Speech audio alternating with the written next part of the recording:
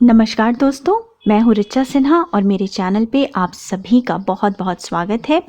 आज मैं आपको सरस्वती पूजा से संबंधित संपूर्ण जानकारी विस्तार पूर्वक देने वाली हूँ। साथ ही एक प्रश्न जो बहुत पूछा जाता है कि बच्चे जो हैं वो पढ़ाई में मन नहीं लगाते, तो उसके लिए कोई उपाय बताऊँ, तो वो भी मैं आज आपको बताने वाली हूँ। तो इस वीडियो को ध्यानपूर्वक लास्ट तक ज़रूर देखिएगा। साथ ही अगर कोई प्रश्न हो, कोई शंका हो, तो आप मेरे कमेंट बॉक्स में कमेंट करके पूछ सकते हैं। तो चलिए शुरू करते हैं। दोस्तों, माघ माह के शुक्ल पक्ष की पंचमी तिथि को बसंत पंचमी के रूप में मनाया जाता है और इस साल अर्थात 2022 में बसंत पंचमी का पर्व मनाया जाएगा 5 फरवरी शनिवार के दिन। और दोस्तों, माँ सरस्वती शिक्षा, संगीत, कला, ज्ञान और वाणी की देवी मानी जाती है। इसलिए इस पर्व का महत्व कलाकारों के लिए, विद्यार्थियों के लिए या शिक्षा और कला से जुड़े हुए लोगों के लिए अत्यधिक माना जाता है। परंतु इस पर्व का महत्व हर किसी के लिए समान रूप से है, क्योंकि वाणी का उपयोग हम सभी करते हैं और वाणी की देवी माँ सरस्वती ही मानी जाती हैं। एक पौराणिक कथा के अनुसार जब ब्रह्मा जी ने सृष्टि की संरचना कर ली, तब उन्हें कुछ कमी महसूस हुई। चारों तरफ बिल्कुल शांति थी, कोई हर्षोल्लास नहीं था।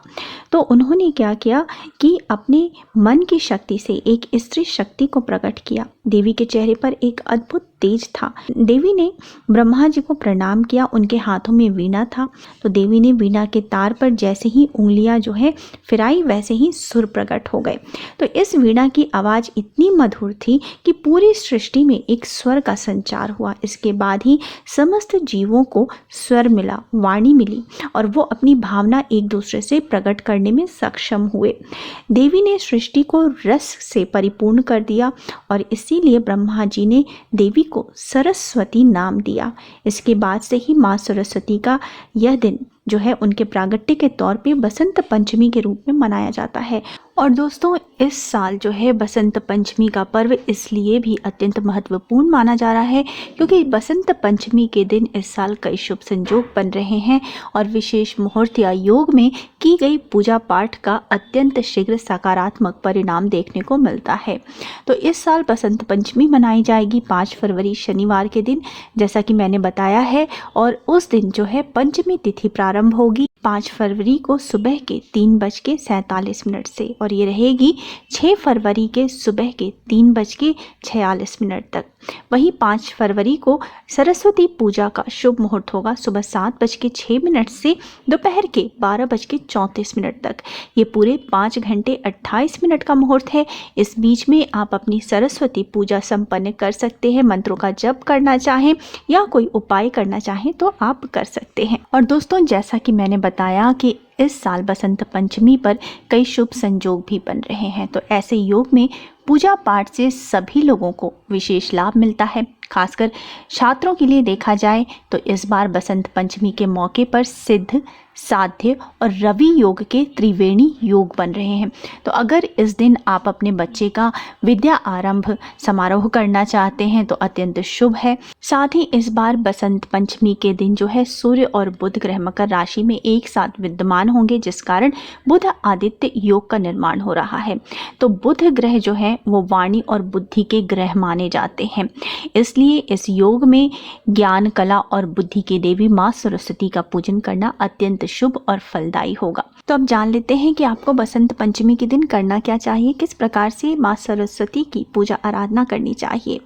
तो इस दिन सुबह सवेरे जल्दी उठें। खासकर जो विद्यार्थी हैं वो सुबह सवेरे जल्दी उठ के स्नान आदि से निवृत्त होकर साफ स्वच्छ वस्त्र धारण करें। इस दिन काले रंग के वस्त्र भूल से भी ना पहने, सफ़ेद वस्त्र पहने, पीले या नारंगी रंग के वस्त्र पहने और उसके बाद जो है माँ सरस्वती की आप विधिवत पूजा आराधना करें। अगर अपने पढ़ाई वाले कक्ष में करें तो बहुत ही अच्छा है, या फिर जहाँ पूजा का स्थान हो वहाँ पे जो है एक चौकी पे पीले कपड़े बिछा करके माँ सरस्वती की मूर्ति या फोटो को स्थापित करें और उसके बाद माँ की विधिवत पूजा आराधना करें। माँ को रोड़ी, चंदन, हल्दी, केसर समर्पित करें। पीले रंग के या सफ़ेद रंग के पुष्प समर्पित करें। इस मौसम में जितने भी फल मिलते हैं वो फल समर्पित करें। पीले और नारंगी रंग के फल समर्पित करें। पीली मिठाइयाँ समर्पित करें। माँ को धूप दीप दिखाएं।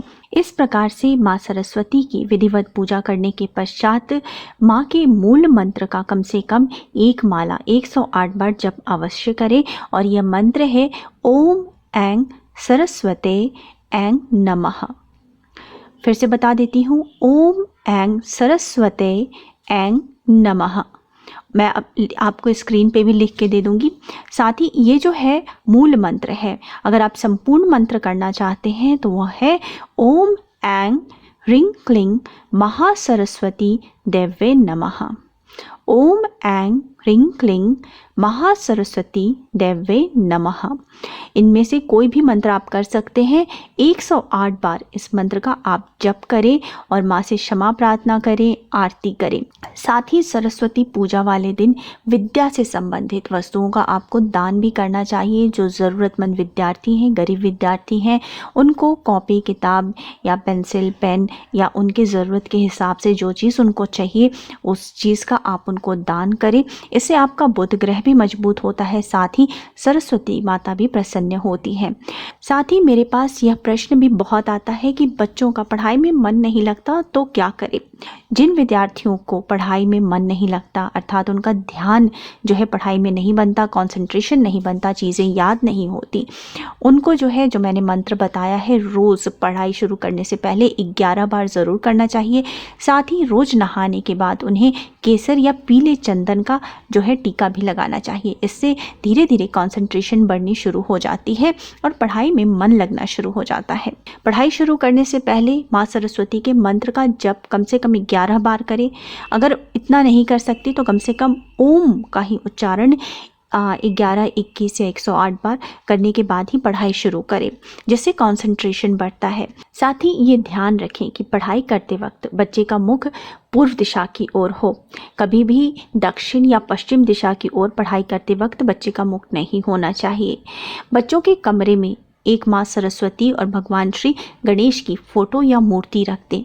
रोज़ जब आप पूजा करते हैं तो उस समय जो है इनको भी धूप दीप आप ज़रूर दिखा दिया करें, जिससे कि ये जागृत रहे। और बच्चों को बोले कि पढ़ाई करने से पहले जो है माँ सरस्वती का ध्यान करें और उनको प्रणाम करें, भगवान श्री गणेश को भी प्रणाम करें। तो इस प्रकार से बच्चे पढ़ाई शुरू करें। जब भी कोई अच्छी तिथि आती है या पूर्णिमा है तो आप बच्चों के हाथ से कुछ पढ़ाई की चीज़ें गरीब बच्चे को दान करवाया करें। तो इस तरीके से बच्चों का जो है धीरे धीरे ग्रहों की स्थिति सुधरने लगती है और बच्चों का पढ़ाई में मन लगना शुरू हो जाता है। खासकर पढ़ाई में मन लगने के लिए बृहस्पति ग्रह, बुध ग्रह का अच्छा होना, मजबूत होना ज़रूरी होता है और राहु का प्रभाव कम होना भी ज़रूरी होता है। तो इन सब उपायों को करने से जो है ग्रहों की स्थिति सुधरनी शुरू होती है, जिससे बच्चों का पढ़ाई में मन लगना शुरू हो जाता है। उम्मीद है दोस्तों आपको मेरा आज का वीडियो पसंद आया होगा। वीडियो पसंद आया है तो वीडियो को लाइक ज़रूर कर दीजिएगा, परिवारजनों के साथ, दोस्तों के साथ शेयर कीजिएगा ताकि वो भी इसका लाभ उठा सकें। और अगर मेरा वीडियो पहली बार देख रहे हैं तो इस प्रकार के तमाम ज्ञानवर्धक जानकारियों के लिए मेरे चैनल को सब्सक्राइब कर लीजिए। मिलते हैं अगले वीडियो में, तब तक स्वस्थ रहिए, सुरक्षित रहिए और अपना बहुत बहुत ध्यान रखिए। जय माता दी।